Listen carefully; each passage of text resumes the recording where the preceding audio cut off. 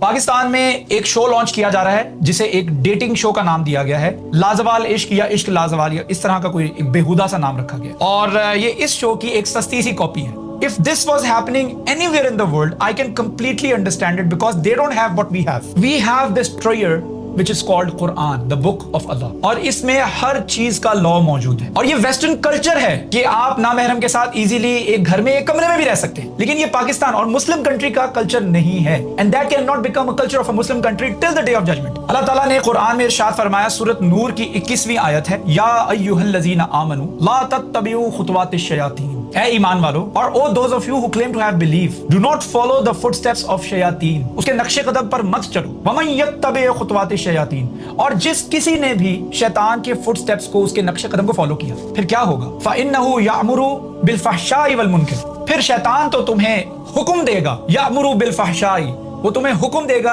کہ فحاشی پھیلاؤ، والمنکری، اور لوڈنسنس، شیملیسنس، اسی کا تمہیں حکم دے گا، اور تم کرتے چلے جاؤ گے، اور تمہیں ریئلائز بھی نہیں ہوگا۔ کیوں؟ کیونکہ شیطان تمہیں حکم دے رہا ہے اور تمہیں اس کا حکم ماننا پڑے گا۔ بہت زیادہ آپ کو شیطان ہینڈل کر رہا ہوتا ہے نا، then he leaves you on the autopilot, then he no longer do وسوسہ to you, you are enough to do وسوسہ to yourself۔ اس کو پتا ہے کہ تم تو اس کی بات مان ہی لوگے، وہ تمہیں ہلکا سا اشارہ کرے گا اور تم اس کی بات مان لو گے۔ اور شیطان کا سب سے بڑا مشن جانتے ہیں کیا ہے؟ فحاشی۔ اسی سورۃ نور کی 21ویں آیت میں نے آپ کو سنائی ہے، اور اسی سورۃ نور کی 19ویں آیت ہے، یعنی 2-3 آیتیں اگر آپ پیچھے چلے جاتے ہیں، ان الذین یحبون ان تشیع الفاحشۃ فی الذین آمنوا لہم عذاب علیم فی الدنیا والآخرہ واللہ یعلم وانتم لا تعلمون۔ جو لوگ چاہتے ہیں کہ ایمان والوں کے اندر فحاشی پھیل جائے، یہ کون چاہے گا؟ یہ وہی چاہے گا جس کے پاس اتھارٹی ہے، جس کے پاس میڈیا ہے، اس کو پتا کہ میں کچھ لگاتا ہوں لاکھوں لوگ دیکھتے ہیں۔ کئی میڈیا والے جو ہیں اس کا غلط استعمال بھی کر رہے ہیں، اور اس کی مثال آپ کے سامنے، اور یہ چاہتے ہیں کہ ایمان والوں کے اندر، مسلمانوں کے اندر بھی فحاشی پھیلے۔ اس طرح کا شو لانچ کرو جس میں 10 نامحرم خواتین 10 نامحرم مردوں کے ساتھ ایک گھر میں گھسا دیے جائیں، and let's see what happen. لہم عذاب علیم فی الدنیا والآخرہ، ان کے لیے دردناک عذاب ہے اس دنیا میں بھی اور آخرت میں بھی۔ اب کراس کوسچن اس کے سامنے آتا ہے کہ اس دنیا میں تو ان پر عذاب نہیں ہو رہا، وہ ایک لو آئیلینڈ ٹائپ ایک شو ہے، اور وہ تو انجوائے کر رہے ہیں، وہ تو ہنستے ہیں، وہ تو پارٹیز میں جاتے ہیں، وہ انجوائے کرتے ہیں، وہ ڈسکوز میں جاتے ہیں، وہ کلبنگ کرتے ہیں، وہ زنا کرتے ہیں، ان کی پکڑ تو ہو نہیں رہی۔ آیت فرما رہی ہے اس میں، لہم عذاب علیم فی الدنیا والآخرہ، گناہ کی سزا فوری طور پر مل جانا بھی